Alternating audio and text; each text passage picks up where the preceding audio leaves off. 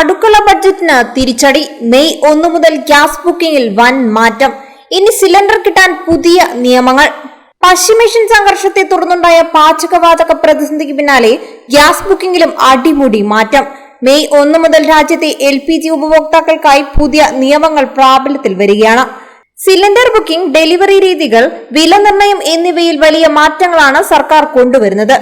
ആഗോള ഊർജ്ജ വിപണിയിലുണ്ടായ അനിശ്ചിതത്വം കണക്കിലെടുത്ത് എണ്ണ കമ്പനികൾ വിതരണ സംവിധാനങ്ങൾ പരിഷ്കരിക്കുന്നതിന്റെ ഭാഗമായാണ് ഈ നടപടികൾ.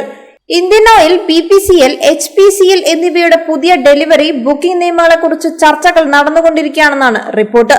പുതിയ പരിഷ്കാരമനുസരിച്ച് സിലിണ്ടറുകൾ ബുക്ക് ചെയ്യുന്നതിനിടയിലുള്ള സമയപരിധി വർദ്ധിപ്പിച്ചിട്ടുണ്ട്.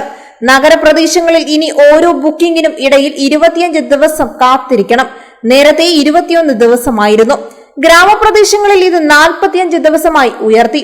2 സിലിണ്ടർ കണക്ഷൻ ഉള്ളവർക്ക് 1 സിലിണ്ടർ വാങ്ങി അടുത്തത് ബുക്ക് ചെയ്യാൻ 35 ദിവസമെങ്കിലും കാത്തിരിക്കേണ്ടി വന്നേക്കും.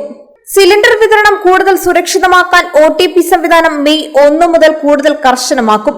ഗ്യാസ് എത്തുമ്പോൾ രജിസ്റ്റർ ചെയ്ത മൊബൈൽ നമ്പറിലേക്ക് വരുന്ന OTP നൽകിയാൽ മാത്രമേ സിലിണ്ടർ ലഭിക്കൂ. ആധാർ അധിഷ്ഠിത KYC പൂർത്തിയാക്കാത്ത ഉപഭോക്താക്കൾക്ക് ബുക്കിംഗിൽ തടസ്സങ്ങൾ നേരിടാൻ സാധ്യതയുണ്ട്. സബ്സിഡി മുടങ്ങാതിരിക്കാൻ ഇത് വേഗത്തിൽ പൂർത്തിയാക്കേണ്ടതാണ്. ഗാർഹിക ആവശ്യങ്ങൾക്കായി LPG സിലിണ്ടറുകൾക്ക് പകരം PNG ഉപയോഗിക്കുന്നതിലേക്ക് മാറാനും സർക്കാർ നീക്കം നടത്തുന്നുണ്ട്. നിലവിൽ PNG ഉപയോഗിക്കുന്നവർക്ക് അവരുടെ LPG കണക്ഷൻ സറണ്ടർ ചെയ്യുന്നതിന് വിലക്കുണ്ട്. കൂടാതെ ഇവർക്ക് പുതിയ LPG കണക്ഷനുകൾക്കായി അപേക്ഷിക്കാനും കഴിയില്ല.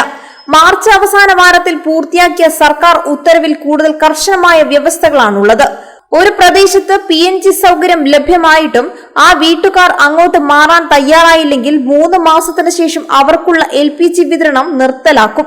2026 മാർച്ച് മുതൽ ഏകദേശം 5.45 ലക്ഷം PNG കണക്ഷനുകൾ ഇതിനകം സ്ഥാപിച്ചു കഴിഞ്ഞു. 2.62 ലക്ഷം കണക്ഷനുകൾക്കുള്ള ഇൻഫ്രാസ്ട്രക്ചർ കൂടി തയ്യാറായതോടെ ആകെ കണക്ഷനുകളുടെ എണ്ണം 8.07 ലക്ഷമായി ഉയർന്നു. ഏകദേശം 6.14 ലക്ഷം ഉപഭോക്താക്കൾ പുതിയ കണക്ഷനുകൾക്കായി ഇതിനകം രജിസ്റ്റർ ചെയ്തിട്ടുണ്ട്. നിലവിലുള്ള പ്രതിസന്ധികൾക്കിടയിലും ഗാർഹിക LPG, ഗാർഹിക PNG, ഗതാഗത മേഖലയ്ക്കുള്ള CNG എന്നിവയുടെ 100% വിതരണവും ഉറപ്പാക്കുന്നുണ്ടെന്ന് സർക്കാർ വ്യക്തമാക്കി. വാണിജ്യ മേഖലയിൽ ആശുപത്രികൾ, വിദ്യാഭ്യാസ സ്ഥാപനങ്ങൾ എന്നിവയ്ക്കും ഫാർമ, സ്റ്റീൽ, ഓട്ടോമൊബൈൽസ്, കൃഷി തുടങ്ങിയ മേഖലകൾക്കുമാണ് മുൻഗണന നൽകിയിരിക്കുന്നത്. കൂടാതെ അതിഥി തൊഴിലാളികൾക്കുള്ള 5 കിലോ സിലിണ്ടറുകളുടെ വിതരണം ഇരട്ടിയാക്കുകയും ചെയ്തു.